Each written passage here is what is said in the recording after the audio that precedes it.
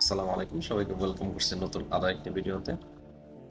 আজকে যে বিষয়টা নিয়ে কথা বলবো এটা হচ্ছে যে লোডশেডিং। আমরা বাংলাদেশে দেখতেছি লোডশেডিং এর কি অবস্থা।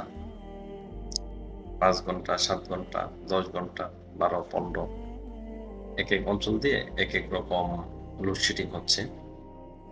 তো বিদেশে কি পরিমাণ লোডশেডিং হয়? আমি দেশের বাইরে আছি, মালয়েশিয়াতে। মালয়েশিয়া কুয়ালালামপুর শহরে। তো এই সিটিতে আছি আর কি। তো এই সিটিতে এখানে অ্যাকচুয়ালি লোডশেডিং হয়। তারপরেও আমি একটু বলি কেমন লোডশেডিং হয়।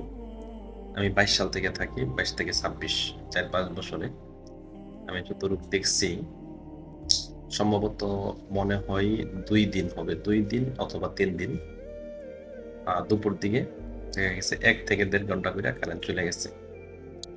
তো এই কারেন্ট আবার ফুল এরিয়া বা একটা এলাকা নিয়ে এরকম যায় নাই। এটা দেখা যায় ধরেন একটা আবাসিক টাইপের এলাকা যেমন থাকে, দেখা গেল একটা জায়গায় ধরেন 5টা 7টা বিল্ডিং আছে, বড় বড় 17 তলা বা 20 তলা।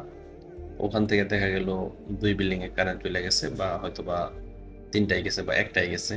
তো এরকম টাইপের মানে আমার যে ফ্ল্যাটটা ছিল, আমার যে মানে এটা ছিল বিল্ডিংটা, এই ফুল বিল্ডিং এর হয়তোবা একদিন, মানে আমি 2 থেকে 3 দিন দেখছি আর কি, যে 1 থেকে 1.5 ঘন্টা এরকম কারেন্ট চলে গেছে। 4-5 বছরের অভিজ্ঞতা আর কি। তাছাড়া আমি কখনো দেখি নাই যে হঠাৎ কারেন্ট চলে যাওয়া, লোডশেডিং 10 ঘন্টা 15 ঘন্টা, এরকম আমি আসলে কখনো দেখিনি। আর এইগুলো হইলেও দেখা গেছে আগের থেকে নোটিশ দেওয়া ছিল, আগের থেকে বলে দিচ্ছে যে অমুক দিন বা 3 দিন 4 দিন আগে যে অমুক দিন 1 ঘন্টা অথবা 2 ঘন্টা কারেন্ট থাকবে না। ঠিক আছে, এখন আসলে এটা নিজেও বুঝতেছি না যে এরা কিভাবে মানে দেশটারে ম্যানেজ করতেছে, যে এই লোডশেডিং কিভাবে তারা মানে এত কমাই নিয়ে আসছে। এটা আসলে চিন্তার বাইরে। যেখানে আমরা বাংলাদেশে থাকলে মানে যে কোনো অবস্থায় যে কোনো সরকার যে কোনো আসুক, সবসময় দেখি যে মানে 2-4-5 ঘন্টা এটা লোডশেডিং এটা হয়ই। গরম আসলে গরমের দিন মাস হবেই।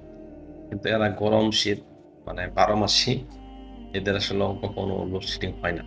হয় বললে এই যেরকম দেখা গেল কোনো কারণবশত যদি আপনাকে আগে জানাই দিবে, হয়তো 1 ঘন্টা 1.5 ঘন্টা, এর চাইতে বেশি হয় না। তো আমি মালয়েশিয়া শহরে কুয়ালালামপুর সিটির কথা বলতেছি। অন্যান্য অঞ্চলে কেমন হয় আমি একটা ভালো জানি না।